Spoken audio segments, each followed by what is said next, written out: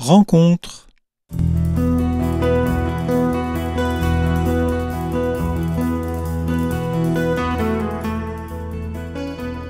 Chers amis auditeurs, bonjour, nous sommes heureux de vous retrouver aujourd'hui pour cette nouvelle chronique rencontre.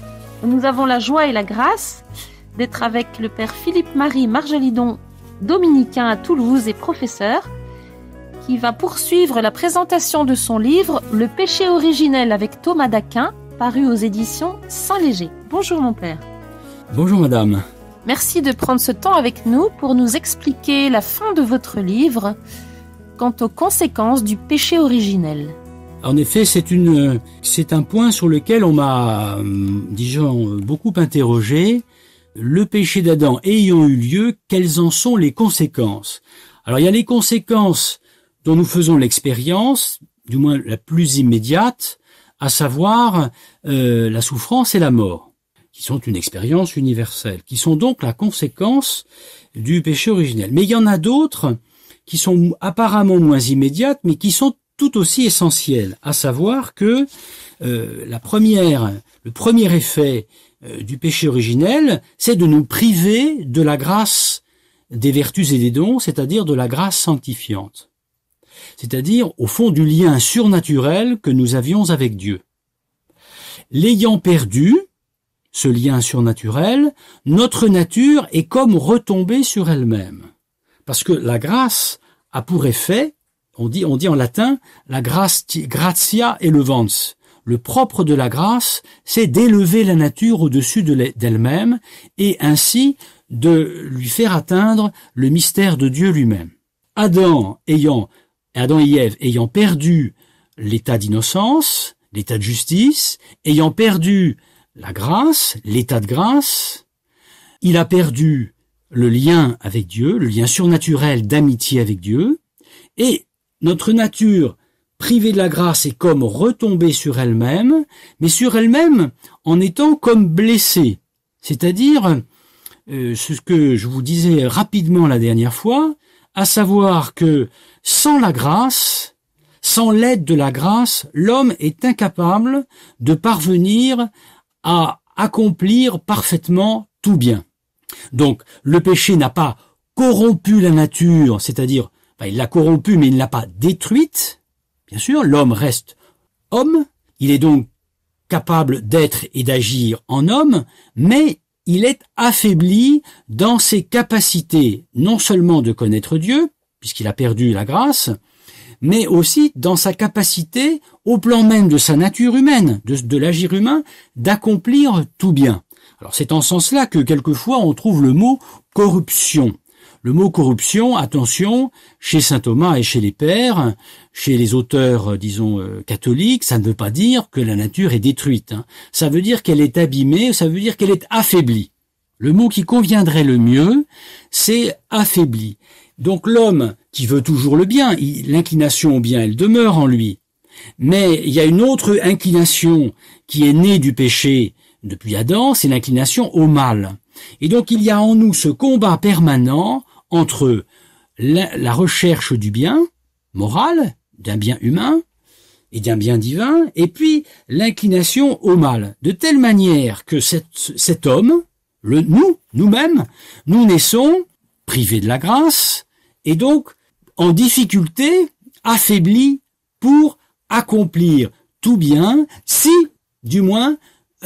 Dieu ne nous venait en aide. Or, il nous vient en aide par sa grâce, parce que Dieu est miséricordieux et il veut que l'homme parvienne à bonne fin.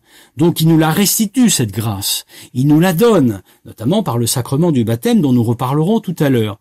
Mais il est vrai que le premier effet du péché, peut-être le moins immédiatement visible, je disais tout à l'heure, le plus immédiatement visible, c'est la souffrance et la mort, c'est cette difficulté, cet affaiblissement de l'homme à accomplir tout bien. Alors donc il est privé d'un certain ordre. Il y a du désordre dans l'homme. Et donc il faut y mettre de l'ordre. Ce qui d'ailleurs lui demande à l'homme un certain effort. L'acquisition des vertus humaines, vivre selon les vertus, c'est vivre selon le bien, lui devient plus difficile. De même qu'il lui est devenu plus difficile de connaître Dieu. C'est pour ça que l'athéisme ou l'agnosticisme est devenu beaucoup plus facile à l'homme depuis le péché d'Adam. Et que il y a, disais-je la dernière fois, non seulement un obscurcissement dans sa connaissance de Dieu, mais aussi un obscurcissement de son intelligence pour connaître le bien, et ensuite une difficulté à l'accomplir dans l'ordre de la volonté. Donc l'homme est un être blessé et qui dans ses capacités, on appelle ça des blessures, ou encore on dit corruptio boni. C'est le mot utilisé en latin, la corruption du bien dans l'homme. Mais ce n'est pas une corruption totale, c'est une corruption, disons, partielle. Alors, nous affranchir du péché originel, c'est pour nous affranchir du péché originel que le Christ meurt. Oui. Et Dieu a enfermé tous les hommes dans la désobéissance pour faire à tous miséricorde, dit saint Paul aux Romains, et vous l'écrivez. Oui. Donc, pour retrouver cette grâce, qu'est-ce qu'il faut à travers le Christ? Alors, comme notre nature est blessée, pour lui redonner toute sa vigueur et son élan, elle a besoin de Dieu. Et le Christ est mort et ressuscité pour nous, c'est-à-dire pour nous rétablir dans la grâce, dans la vie de la grâce, dans l'amitié avec Dieu, primo, et secundo, pour nous mettre au niveau d'accomplir vraiment le bien. Alors on dira à ce moment-là que par la grâce du Christ, non seulement nous sommes élevés jusqu'à Dieu, ça c'était ce que faisait la grâce en Adam, gratia elevans, mais même la grâce maintenant vient nous guérir. Donc elle a deux offices, la grâce de Dieu. Elle a un office élévateur, nous élever jusqu'à l'amitié avec Dieu, et un effet guérisseur ou guérissant. Elle vient aider notre nature à, d'une part, mieux connaître le bien, le vrai et le bien accomplir, le connaître, et ensuite l'accomplir lui-même. Donc, c'est la grâce du Christ reçue au baptême, c'est par la grâce du Christ reçue au baptême qui remet le péché originel et tous les péchés qui ont pu être accomplis. Si par exemple il s'agit d'un adulte qui est baptisé, si c'est un enfant, il n'y a que le péché originel, il n'y a pas d'autres péchés. Mais dans tous les cas, un enfant ou un adulte, la grâce de Dieu a toujours pour premier effet de le guérir, de lui redonner cette vigueur spirituelle et morale, et ensuite de lui permettre ainsi d'accomplir tout bien. De même que cette grâce, à l'enfant comme à l'adulte, lui donne la capacité de connaître Dieu en vérité. Pourquoi le baptême pour des nouveau-nés? Parce que la grâce de Dieu n'attend pas, si je puis utiliser ce mot. Dieu fait grâce Dieu veut que tous les hommes soient sauvés. Ça, c'est un principe intangible de la foi. Puisque Dieu veut que les hommes soient sauvés, justement, il les sauve en leur faisant grâce. Il leur donne de quoi parvenir à bonne fin, puisque Dieu nous a fait pour la vie éternelle. Il a fait tout homme pour la vie éternelle.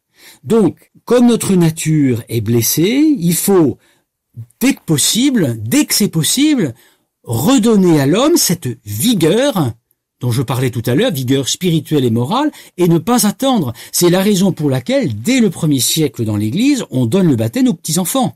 Non seulement aux adultes, bien sûr, qui se convertissent, mais les parents convertis, dès le 1er siècle, baptisent avec eux leurs petits-enfants, leurs enfants. Et même parfois, on a des textes où on dit c'est toute la maisonnée. Ça veut dire même au-delà des enfants immédiats, c'est-à-dire de la parenté en quelque sorte.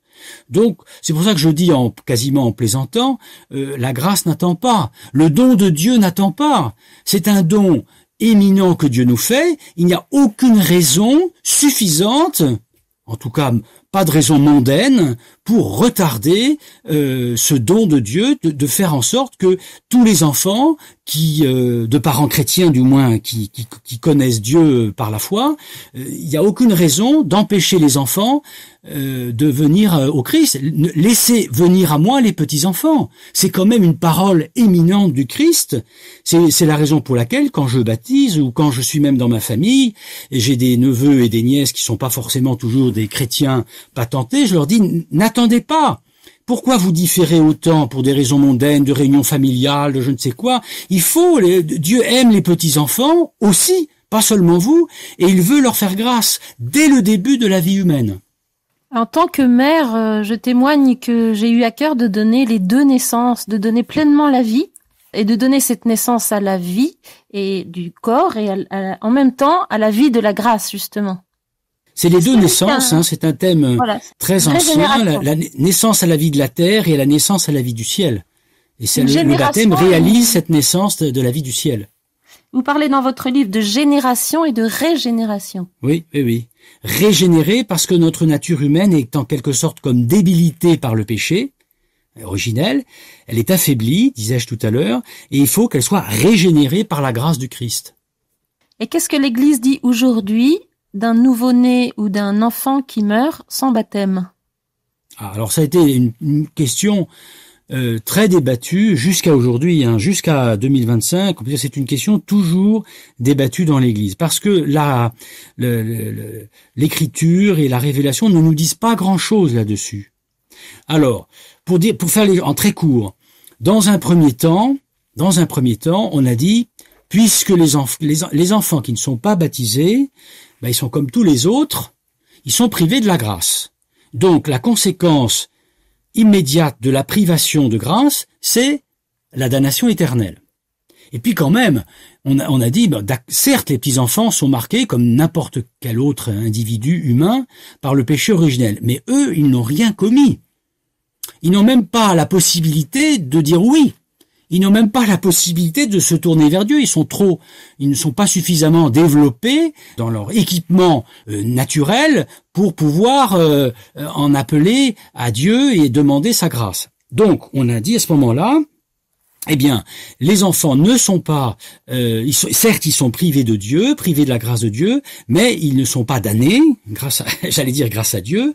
Ils sont dans un certain état qui n'est pas celui de la vie du ciel, pas de la vie éternelle, mais un certain état qu'on appelait un état, de bonheur naturel. Alors, c'est assez compliqué à comprendre ce que c'est qu'un bonheur qui n'est pas surnaturel, qui n'est pas avec Dieu, et on appelait ça les limbes. On dit que les enfants ne sont pas en enfer, mais ils ne sont pas au ciel, ils sont dans les limbes. Et ça, c'est ce qu'on a enseigné jusque dans les années 50. Par exemple, ma mère, qui a 90 ans, c'est encore ce qu'on lui enseignait dans le catéchisme de 1947. Et puis l'Église, par sa méditation, sa prière, a de plus en plus mieux compris que, à la lumière de la parole que je vous citais tout à l'heure, laissez venir à moi les petits-enfants, qu'il y avait une voie par lesquelles le Christ voulait associer les petits-enfants à lui. Donc, il nous est permis d'espérer, c'est ce que l'enseignement du catéchisme de l'Église catholique, il nous est permis d'espérer dans la foi, par la prière de l'Église, la prière de la Vierge, la prière des saints, que les petits-enfants, pour lesquels on n'a même pas demandé le baptême, il n'y a même pas de désir de baptême par exemple de la part des parents, que même pour ces petits-enfants-là, qui n'ont commis aucun péché personnel, il y a une voie possible d'être associés à la mort et à la résurrection du Christ. C'est une des conséquences de la miséricorde du Christ, que l'Église a prévu maintenant que les petits-enfants qui mouraient avant le baptême pouvaient bénéficier, quand les parents étaient chrétiens, là cette fois-ci, d'un rite d'enterrement à l'Église. Alors que dans les années 1950-1960, c'était encore impossible. Donc, c'est à la lumière de la réflexion de l'Église, de la prière des saints, de la réflexion de plus en plus profonde de l'Église sur le mystère de la miséricorde divine, qui veut que tous les hommes soient sauvés, et donc qui veut aussi que ce salut atteigne les petits-enfants, que l'Église a pensé qu'on devait dépasser l'hypothèse des limbes. C'est une hypothèse qui n'est pas condamnée par l'Église, On peut l'enseigner, mais qu'on peut aller plus loin et qu'on peut penser qu'en vertu de la passion et de la résurrection du Christ, de la prière de l'Église et en particulier de la Vierge Marie, qui est la mère de tous les hommes, nous pouvons penser qu'il existe un chemin de salut pour les petits-enfants. Notamment ceux pour lesquels il y avait un baptême de désir. Alors pour ceux pour lesquels il y avait un baptême de désir, mais même pour ceux pour lesquels il n'y en a pas. Les enfants avortés, moi je crois qu'ils sont au ciel, Est-ce que ce n'est pas un baptême du sang? C'est une sorte de baptême du sang, comme un peu qui ressemble à ce qu'on appelle les saints innocents. Voilà. Dans la liturgie, il existe une fête des saints innocents. Eh bien, on peut dire que c'est aussi la fête de tous les enfants qui ont été avortés, si je puis dire ça. Est-ce que vous pouvez conclure avec nous à propos du dernier chapitre qui nous dit comment le Christ peut nous sauver de cette damnation qui était la conséquence en particulier du péché originel? Oui. La mort physique et la mort éternelle, en fait. Voilà. Il faut dire que l'effet ultime du péché originel, c'est nous privant de la grâce de Dieu, parce que c'est à cause de ça. C'est comme le péché est une privation coupable de la grâce de Dieu, le péché originel et le péché mortel aussi, il faut bien le rappeler, nous coupant de la vie avec Dieu, a pour effet, et donc pour conséquence, la damnation éternelle. Alors ça, c'est une chose extrêmement sérieuse et extrêmement grave, dont on parle beaucoup trop peu. C'est que le péché a cet effet terrible de nous placer dans une situation d'éloignement total de Dieu. C'est ce qu'on appelle la damnation éternelle. Or le Christ, saint Thomas le dit à la suite des Pères, le Christ s'est incarné pour nous sauver d'abord du péché originel, parce qu'il a cette conséquence-là. Il faut sauver les hommes de tout ce qui les conduit non seulement au mal, mais à sa conséquence funeste et éternelle, à savoir la privation définitive de Dieu, c'est ce qu'on appelle la damnation éternelle. Et le remède voulu par Dieu de toute éternité à cette conséquence, j'allais dire épouvantable, c'est à cause de l'amour de Dieu pour les hommes, ce qu'on appelle la philanthropie divine. À cause de cet amour de Dieu, Dieu s'est fait homme, il est mort sur une croix, de telle manière que, ayant expié nos fautes, toutes les fautes des hommes, il a rendu possible à n'importe quel individu, de n'importe quel lieu, d'être participant de la vie divine et d'entrer, s'il le veut bien, dans la vie éternelle. Et nous me disions tout à l'heure, même pour les petits-enfants. Par le baptême et par les sacrements. Par les sacrements, et même quand ils ne peuvent pas recevoir les sacrements, parce que Dieu peut agir au-delà des sacrements, il peut les associer invisiblement, mais réellement, à sa passion et à sa résurrection. Passion et résurrection, que l'année liturgique va nous donner la grâce de revivre bientôt.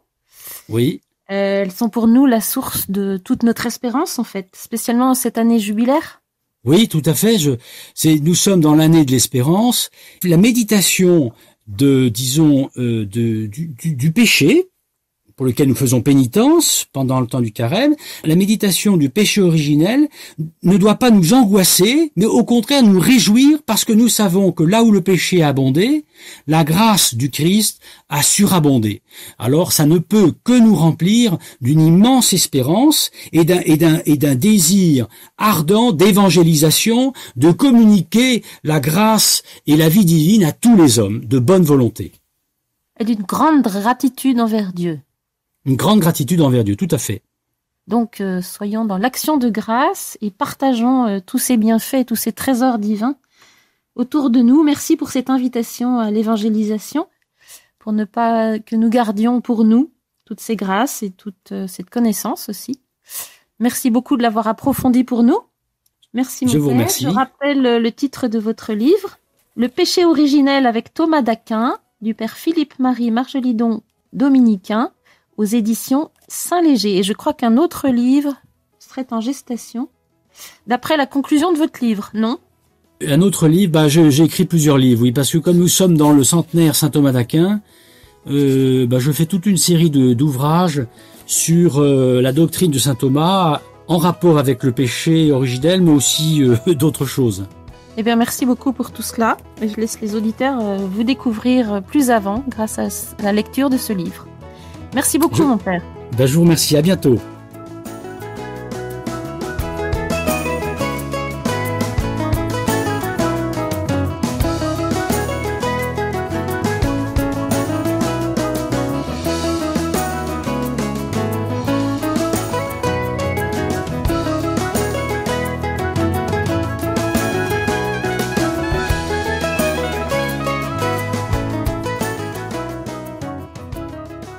C'était Rencontre